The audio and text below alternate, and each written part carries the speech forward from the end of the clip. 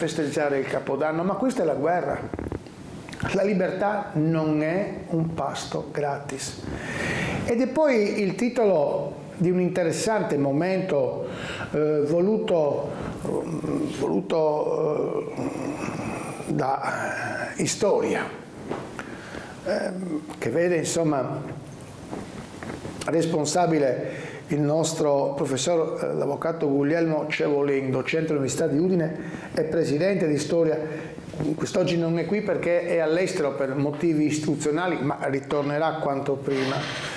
E ha dato vita proprio ad un convegno qualche giorno fa dedicato alla geopolitica per le imprese, il posto della guerra e il costo della libertà, che si è tenuto a Casarsa dell'Izia, nella sala consigliare di Palazzo Burovic. È stato un momento importante, no, per trattare questo tema. E il titolo della libertà non è un pasto gratis, si riferisce all'intervista che è stata rilasciata da uno dei relatori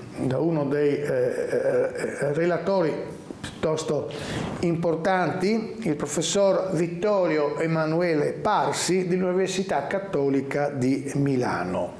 Tra l'altro è docente di relazioni internazionali, appunto alla Cattolica, e ha trattato questo tema parlandone con Enzo Cevolin, dottor Enzo Cevolin, membro del consiglio direttivo di Storia, manager didattico del Master di Intelligence della ICT dell'Università di Udine, collega, membro del comitato di redazione del PIAV. Ecco, io direi, lo dico alla regia, se possiamo proporre questo primo spezzone di intervento appunto del professor Vittorio Emanuele Parsi, docente di relazioni internazionali all'Università Cattolica di Milano. Quindi andiamo con questo primo Ampex.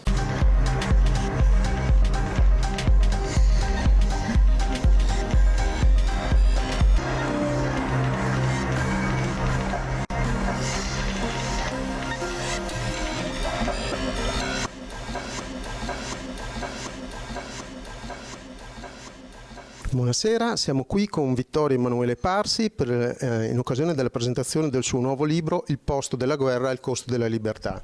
Vittorio Emanuele Parsi è professore ordinario di relazioni internazionali nella Facoltà di Scienze Politiche e Sociali dell'Università Cattolica di Milano, dove insegna anche studi strategici, ed è direttore di ASERI, l'alta scuola di economia e relazioni internazionali. Insegna inoltre presso l'Università della Svizzera Italiana.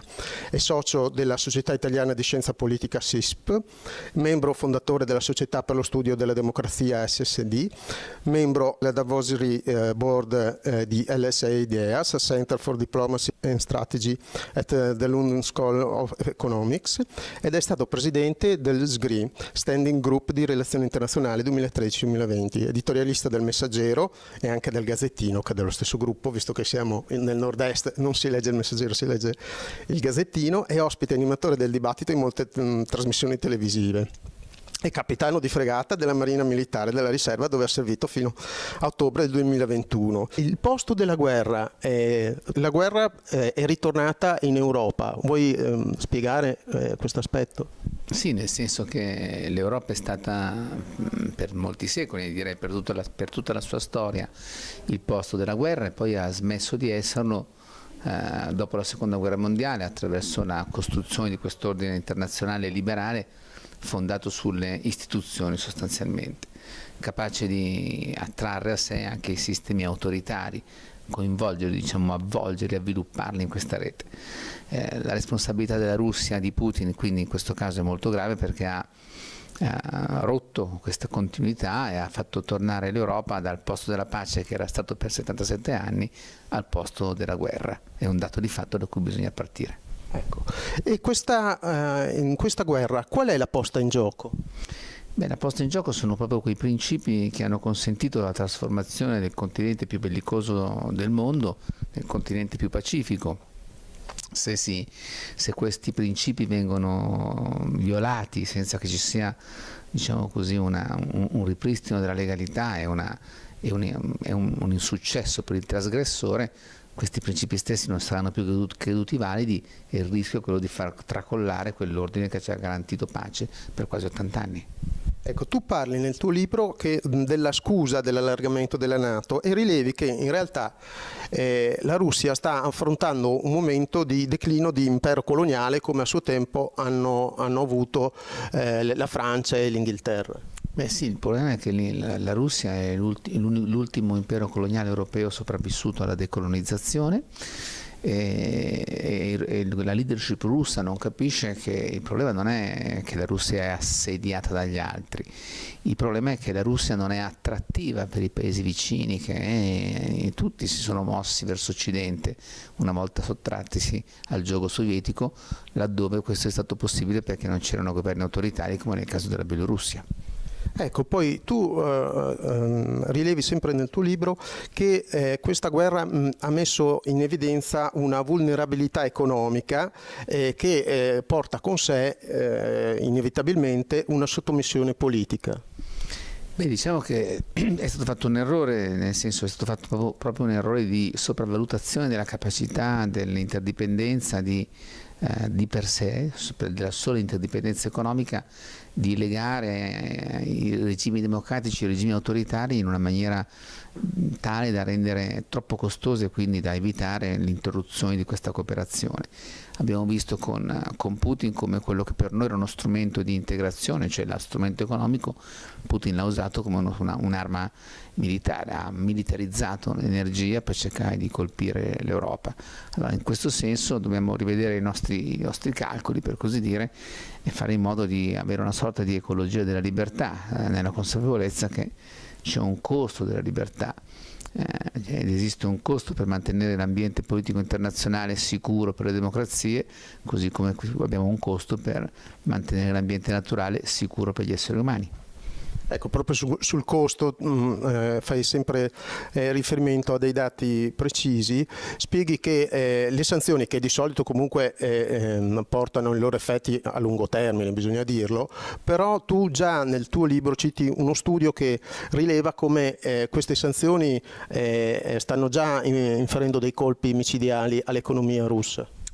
Abbiamo tutti i dati dell'industria meccanica, dell'industria chimica, dell'industria dell'informatica, che sono dati di totale peggioramento in Russia, senza nessuna capacità di sostituzione delle importazioni, e abbiamo visto anche come il tentativo di mantenere il rublo in un corso stabile, che era fondamentale per cercare di diciamo così, consentire il mantenimento di un certo livello di consumo e di vita della popolazione, è stato estremamente oneroso, e adesso che c'è una forte riduzione dei ricavi da petrolio e gas, il rublo già ricominciato a scendere, e questo spiega anche come mai il governo russo sia così ferocemente ostile ogni volta che sente parlare di price cap al petrolio o al gas, perché in realtà senza quei proventi l'economia russa non sta in piedi.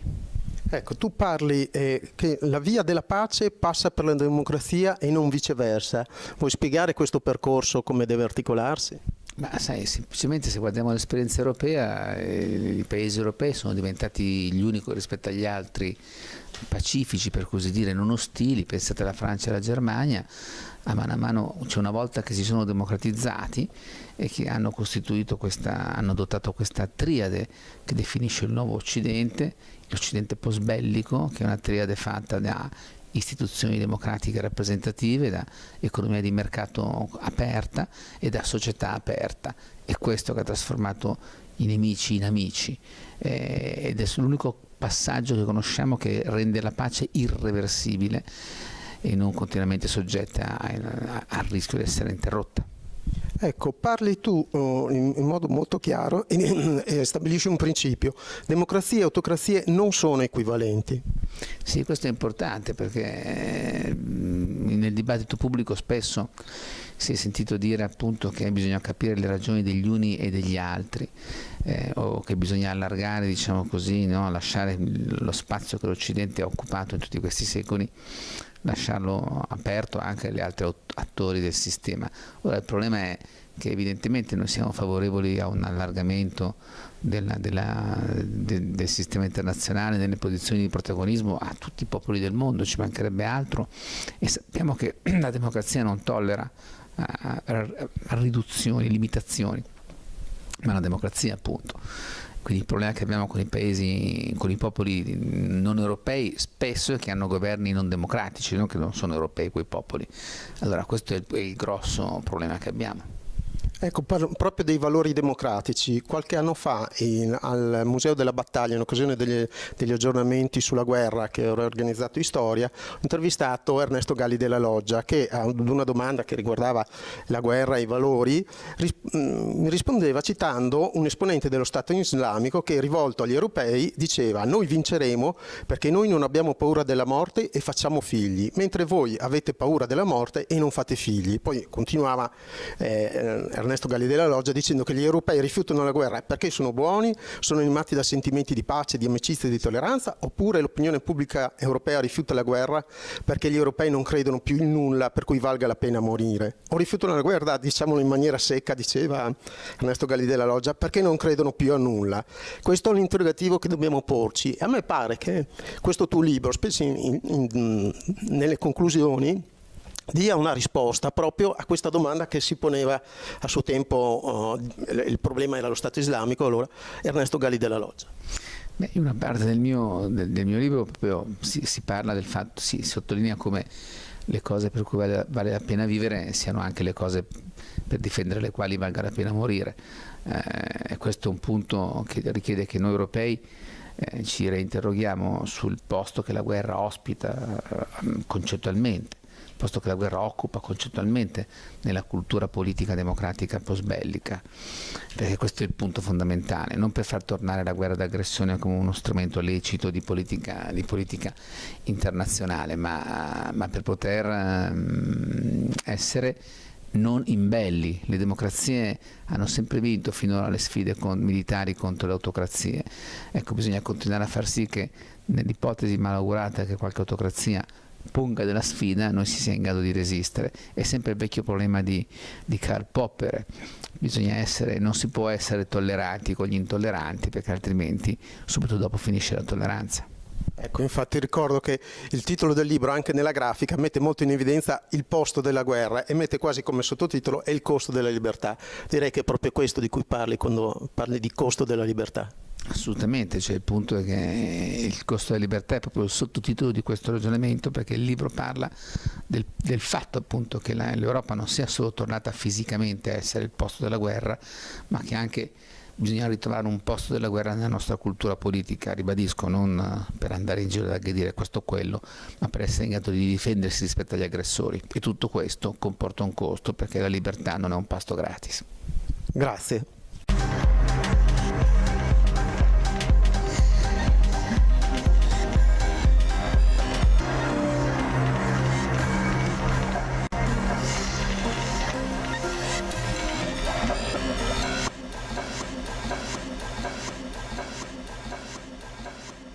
Ci sono momenti in cui, quando magari sei preso da molti problemi o ti senti anche un attimino bloccato da festeggiare il Capodanno, ma questa è la guerra. La libertà non è un pasto gratis. Ed è poi il titolo di un interessante momento voluto da Storia, che vede insomma responsabile il nostro professor l'avvocato Guglielmo Cevolin, docente all'Università di Udine e presidente di Storia. Quest'oggi non è qui perché è all'estero per motivi istituzionali, ma ritornerà quanto prima. E ha dato vita proprio ad un convegno qualche giorno fa dedicato alla geopolitica per le imprese, il posto della guerra e il costo della libertà, che si è tenuto a Casarsa dell'Izzina, nella sala consigliare di Palazzo Burovic. È stato un momento importante, no? Per trattare questo tema.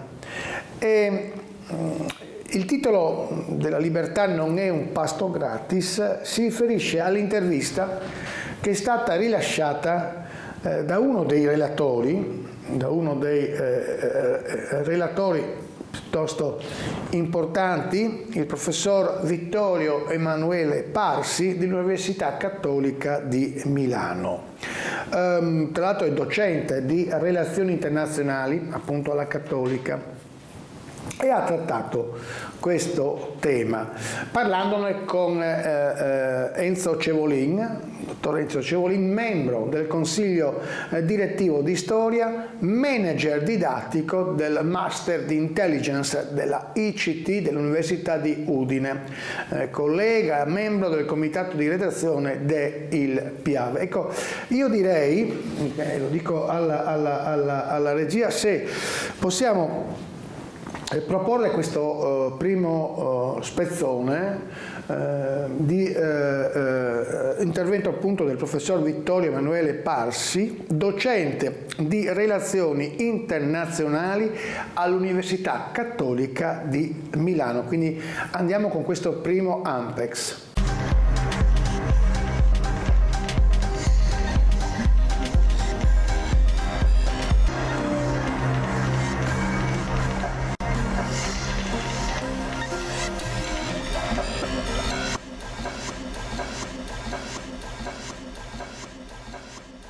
Buonasera, siamo qui con Vittorio Emanuele Parsi in occasione della presentazione del suo nuovo libro Il posto della guerra e il costo della libertà.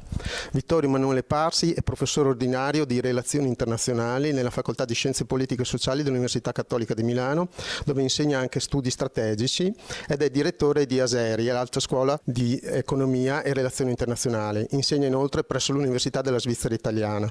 È socio della Società Italiana di Scienza Politica SISP, membro fondatore della Società per lo Studio della Democrazia SSD, membro della Advisory Board di LSA Ideas, Center for Diplomacy and Strategy at the London School of Economics, ed è stato presidente del SGRI, Standing Group di Relazioni Internazionali 2013-2020, editorialista del Messaggero e anche del Gazzettino, che è dello stesso gruppo, visto che siamo nel nord-est, non si legge il Messaggero, si legge il Gazzettino, e ospite animatore del dibattito in molte trasmissioni televisive. È capitano di fregata della Marina Militare della Riserva, dove ha servito fino a ottobre del 2021. Il posto della guerra, la guerra è ritornata in Europa. Vuoi spiegare questo aspetto? Sì, nel senso che l'Europa è stata per molti secoli, direi per tutta la sua storia, il posto della guerra, e poi ha smesso di esserlo dopo la Seconda Guerra Mondiale, attraverso la costruzione di quest'ordine internazionale liberale fondato sulle istituzioni, sostanzialmente, capace di attrarre a sé anche i sistemi autoritari, coinvolgerli, avvolgerli, avvilupparli in questa rete. La responsabilità della Russia, di Putin, quindi in questo caso è molto grave, perché ha rotto questa continuità e ha fatto tornare l'Europa dal posto della pace, che era stato per 77 anni, al posto della guerra. È un dato di fatto da cui bisogna partire. Ecco. E in questa guerra qual è la posta in gioco? Beh, la posta in gioco sono proprio quei principi che hanno consentito la trasformazione del continente più bellicoso del mondo nel continente più pacifico. Se questi principi vengono violati senza che ci sia, un ripristino della legalità e un insuccesso per il trasgressore, questi principi stessi non saranno più creduti validi, e il rischio è quello di far tracollare quell'ordine che ci ha garantito pace per quasi 80 anni. Ecco, tu parli nel tuo libro della scusa dell'allargamento della NATO, e rilevi che in realtà la Russia sta affrontando un momento di declino di impero coloniale, come a suo tempo hanno avuto la Francia e l'Inghilterra. Beh sì, il problema è che la Russia è l'ultimo impero coloniale europeo sopravvissuto alla decolonizzazione, e la leadership russa non capisce che il problema non è che la Russia è assediata dagli altri, il problema è che la Russia non è attrattiva per i paesi vicini, che tutti si sono mossi verso occidente una volta sottrattisi al giogo sovietico, laddove questo è stato possibile perché non c'erano governi autoritari, come nel caso della Bielorussia. Ecco, poi tu rilevi sempre nel tuo libro che questa guerra ha messo in evidenza una vulnerabilità economica che porta con sé inevitabilmente una sottomissione politica. Beh, diciamo che è stato fatto un errore, nel senso è stato fatto proprio un errore di sopravvalutazione della capacità dell'interdipendenza di per sé, della sola interdipendenza economica, di legare i regimi democratici e i regimi autoritari in una maniera tale da rendere troppo costose e quindi da evitare l'interruzione di questa cooperazione. Abbiamo visto con Putin come quello che per noi era uno strumento di integrazione, cioè lo strumento economico, Putin l'ha usato come un'arma militare, ha militarizzato l'energia per cercare di colpire l'Europa. Allora, in questo senso dobbiamo rivedere i nostri calcoli, per così dire, e fare in modo di avere una sorta di ecologia della libertà, nella consapevolezza che c'è un costo della libertà, ed esiste un costo per mantenere l'ambiente politico internazionale sicuro per le democrazie, così come abbiamo un costo per mantenere l'ambiente naturale sicuro per gli esseri umani. Ecco, proprio sul costo fai sempre riferimento a dei dati precisi, spieghi che le sanzioni, che di solito comunque portano i loro effetti a lungo termine, bisogna dirlo, però tu già nel tuo libro citi uno studio che rileva come queste sanzioni stanno già inferendo dei colpi micidiali all'economia russa. Abbiamo tutti i dati dell'industria meccanica, dell'industria chimica, dell'industria dell'informatica, che sono dati di totale peggioramento in Russia, senza nessuna capacità di sostituzione delle importazioni. E abbiamo visto anche come il tentativo di mantenere il rublo in un corso stabile, che era fondamentale per cercare di diciamo così, consentire il mantenimento di un certo livello di consumo e di vita della popolazione, è stato estremamente oneroso, e adesso che c'è una forte riduzione dei ricavi da petrolio e gas, il rublo è già ricominciato a scendere, e questo spiega anche come mai il governo russo sia così ferocemente ostile ogni volta che sente parlare di price cap al petrolio o al gas, perché in realtà senza quei proventi l'economia russa non sta in piedi. Ecco, tu parli che la via della pace passa per la democrazia e non viceversa. Vuoi spiegare questo percorso, come deve articolarsi? Ma sai, semplicemente se guardiamo l'esperienza europea, i paesi europei sono diventati gli uni rispetto agli altri pacifici, per così dire, non ostili. Pensate alla Francia e alla Germania, a mano, cioè una volta che si sono democratizzati e che hanno adottato questa triade che definisce il nuovo Occidente, l'Occidente post-bellico, che è una triade fatta da istituzioni democratiche rappresentative, da economia di mercato aperta e da società aperta. È questo che ha trasformato i nemici in amici, ed è l'unico passaggio che conosciamo che rende la pace irreversibile e non continuamente soggetta al rischio di essere interrotta. Ecco, parli tu in modo molto chiaro e stabilisci un principio: democrazie e autocrazie non sono equivalenti. Sì, questo è importante, perché nel dibattito pubblico spesso si è sentito dire appunto che bisogna capire le ragioni degli uni e degli altri, o che bisogna allargare, diciamo così, no? Lasciare lo spazio che l'Occidente ha occupato in tutti questi secoli, lasciarlo aperto anche agli altri attori del sistema. Ora il problema è che evidentemente noi siamo favorevoli a un allargamento del sistema internazionale, delle posizioni di protagonismo a tutti i popoli del mondo, ci mancherebbe altro, e sappiamo che la democrazia non tollera riduzioni, limitazioni, ma la democrazia appunto. Quindi il problema che abbiamo con i paesi, con i popoli non europei spesso è che hanno governi non democratici, non che non sono europei quei popoli. Allora questo è il grosso problema che abbiamo. Ecco, proprio dei valori democratici. Qualche anno fa al Museo della Battaglia, in occasione degli aggiornamenti sulla guerra che ho organizzato in storia, ho intervistato Ernesto Galli della Loggia, che ad una domanda che riguardava la guerra e i valori mi rispondeva citando un esponente dello Stato islamico che, rivolto agli europei, diceva: noi vinceremo perché noi non abbiamo paura della morte e facciamo figli, mentre voi avete paura della morte e non fate figli. Poi continuava Ernesto Ernesto Galli della Loggia, dicendo che gli europei rifiutano la guerra perché sono buoni, sono animati da sentimenti di pace, di amicizia e di tolleranza, oppure l'opinione pubblica europea rifiuta la guerra perché gli europei non credono più in nulla per cui valga la pena morire. O rifiutano la guerra, diciamolo in maniera secca, diceva Ernesto Galli della Loggia, perché non credono più a nulla. Questo è un interrogativo che dobbiamo porci. A me pare che questo tuo libro, specie nelle conclusioni, dia una risposta proprio a questa domanda che si poneva a suo tempo, il problema era lo Stato islamico, allora Ernesto Galli della Loggia. Beh, in una parte del mio libro proprio si parla del fatto, si sottolinea come le cose per cui vale la pena vivere siano anche le cose per difendere le quali valga la pena morire.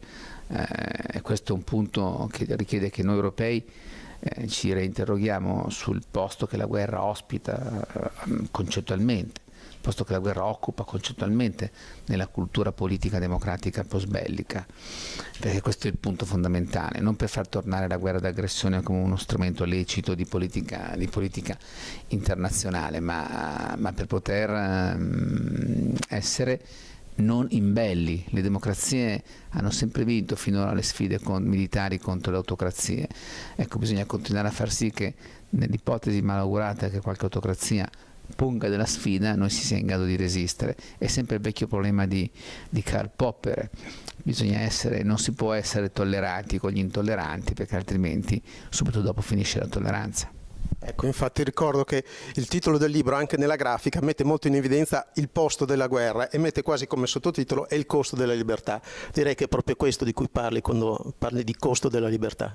Assolutamente, cioè il punto è che il costo della libertà è proprio il sottotitolo di questo ragionamento, perché il libro parla del fatto appunto che l'Europa non sia solo tornata fisicamente a essere il posto della guerra, ma che anche bisogna ritrovare un posto della guerra nella nostra cultura politica, ribadisco, non per andare in giro ad aggredire questo o quello, ma per essere in grado di difendersi rispetto agli aggressori. E tutto questo comporta un costo, perché la libertà non è un pasto gratis.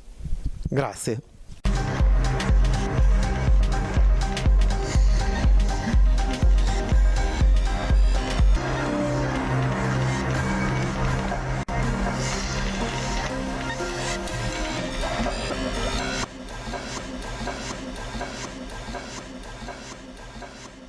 Ci sono momenti in cui, quando magari sei preso da molti problemi o ti senti anche un attimino bloccato